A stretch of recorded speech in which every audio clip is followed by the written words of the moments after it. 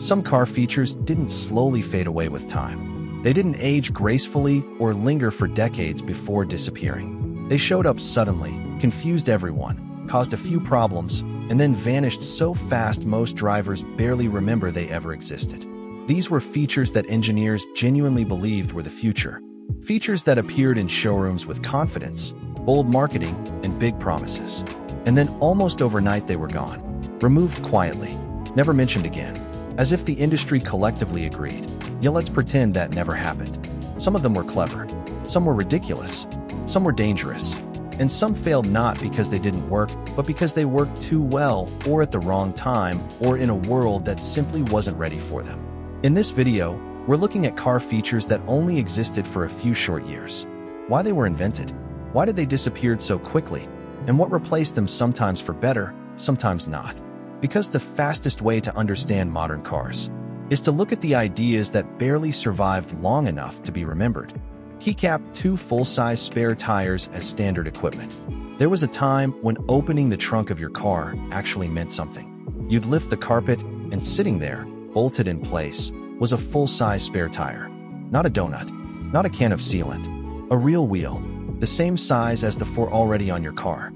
It was the automotive equivalent of a firm handshake, reassuring, dependable, and quietly saying you'll make it home. For decades, full-size spares were just normal. Automakers assumed you might drive long distances, cross state lines, or end up far from help. Flats weren't inconveniences, they were expected. So the solution was simple: give drivers a real backup. Then came the efficiency era. Weight reduction became the new religion. Engineers realized that deleting a full-size spare saved money, shaved fuel consumption, and helped emissions numbers look better on paper.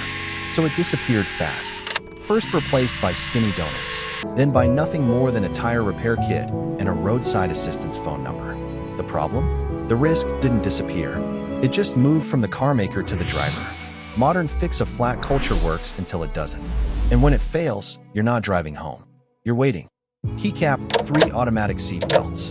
If you ever sat in an 80s or early 90s car and got smacked across the chest by your own seat belt, you've already met one of the shortest-lived safety ideas in automotive history: automatic seat belts. In the late 1970s and early 80s, governments were desperate to improve seatbelt usage, but airbags weren't ready or cheap enough to mandate. So regulators created a loophole. If a car could automatically restrain the driver, it could temporarily avoid installing airbags. Automakers jumped on it. The solution was motorized shoulder belts mounted to the door frame. Turn the key, and the belt slid into place on a little electric track, whether you liked it or not. Sounds smart in theory.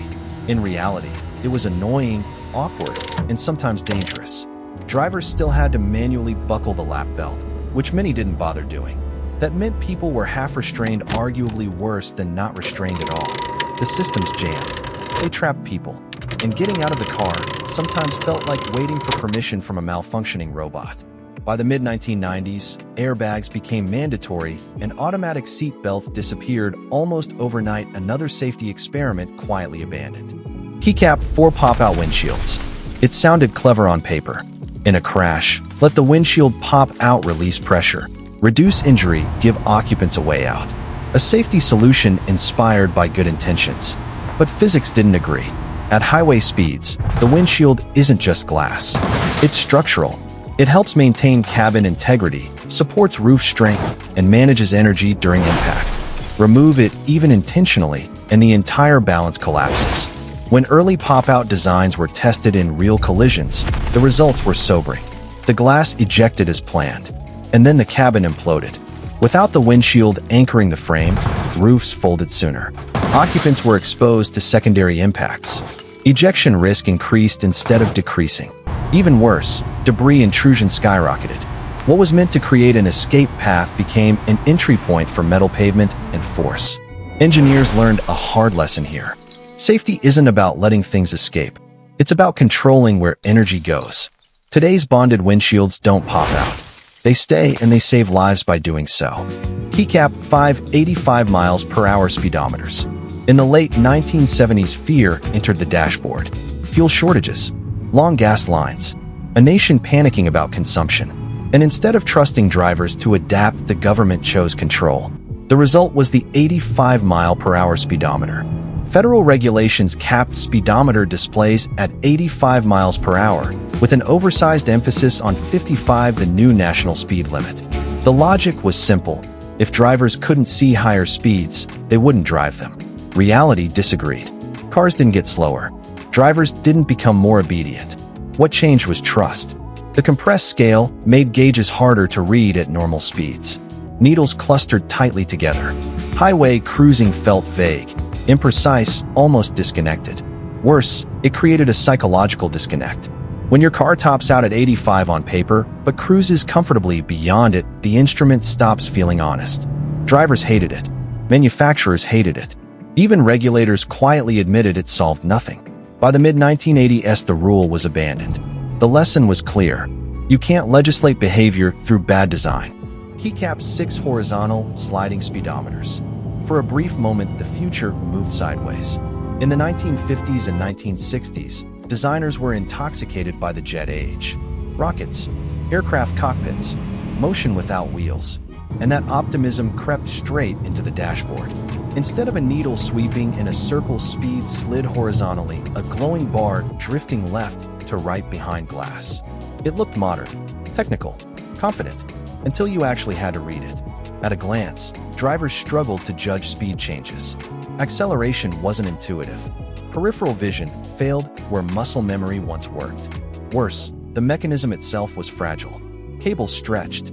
Tracks wore unevenly. Dust, heat, and vibration turned precision into guesswork. The design prioritized aesthetic novelty over human instinct. Circular gauges worked because they matched how people perceive motion: rotational, relative, immediate. Horizontal speedometers fought that instinct. They were futuristic. They were beautiful. And they were quietly abandoned. Because innovation that ignores usability doesn't become the future. It becomes a footnote. Keycapped 7 water-filled experimental bumpers. For a short time, engineers believed the answer to impact wasn't steel or rubber. It was liquid. The theory sounded reasonable. Water doesn't compress easily. If a bumper could absorb energy by displacing fluid, crashes might become gentler, forces spread out, damage reduced. So experimental bumpers were built. Hollow chambers, filled with water, sometimes oil or gel, designed to flow on impact. In controlled tests, they worked once.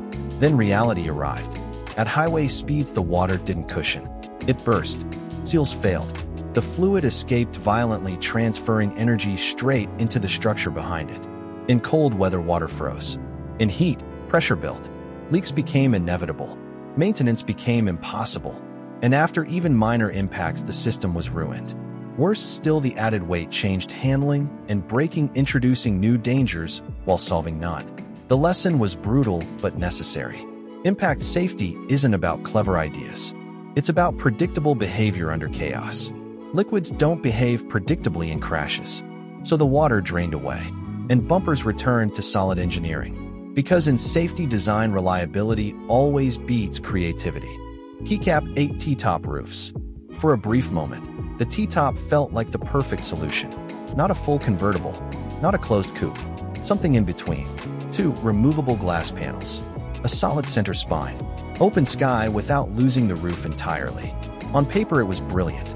In reality, it was a compromise that aged badly. The problem wasn't style, it was structure. Removing large sections of roof weakened the car's rigidity.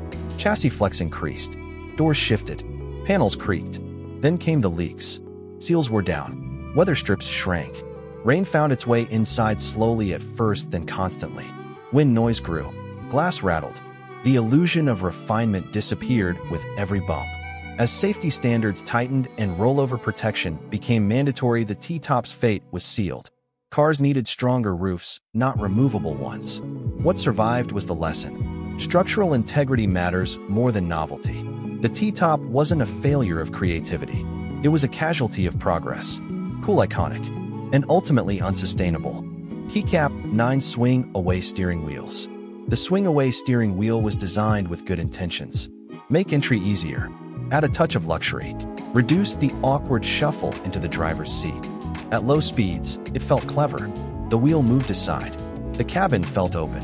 Ownership felt thoughtful. But safety doesn't tolerate movement. Steering columns are load-bearing components. In a crash, they're engineered to collapse in a very specific way, absorbing energy instead of transferring it to the driver's chest. Swing-away mechanisms complicated that equation. More joints, more linkages, more failure points. What helped convenience undermined predictability. As crash testing became more advanced, regulators realized something uncomfortable. A moving steering column couldn't guarantee consistent behavior under impact. Manufacturers quietly phased them out. What remained was a lesson in restraint. Luxury features must disappear the moment they interfere with survival. Convenience is optional. Structural certainty is not. Keycap 10 metal dashboards. Early automotive design treated strength as protection. If something was rigid, it must be safe. Metal dashboards followed that logic. They looked solid. They felt permanent. They projected confidence. But in a collision, steel doesn't forgive mistakes. Before seatbelts became common and airbags existed, occupants were thrown forward, faces, chests, and knees meeting cold metal at full force. There was no absorption, no give, no margin for error. What engineers had built for durability became an impact surface.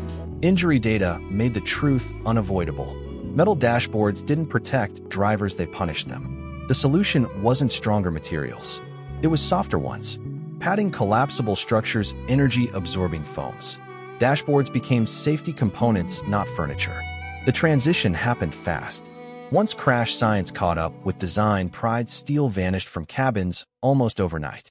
The lesson was simple and permanent. Safety isn't about resisting force. It's about managing it.